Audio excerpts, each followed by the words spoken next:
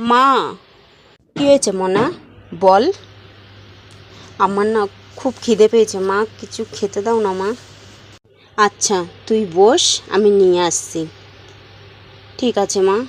হাঁড়িতে ভাতও তো নেই, ঘরে তো চালও শেষ হয়ে গেছে। এখন কি খাওয়াবো আমি মেয়েটাকে? কি খেতে দেবো এখন আমি মেয়েটাকে? এনে মা, এই মুড়ি আর জলটা খেয়ে নে মা। মুড়ি আর জল? আমি খাবো না মুড়ি আর জল। রোজ রোজ মুড়ি জল খেতে ভালো লাগে না, একদিন তো ভাত করে দাও মা। ঘরে যদি চাল না থাকে কি করে ভাত করে দেবো মা?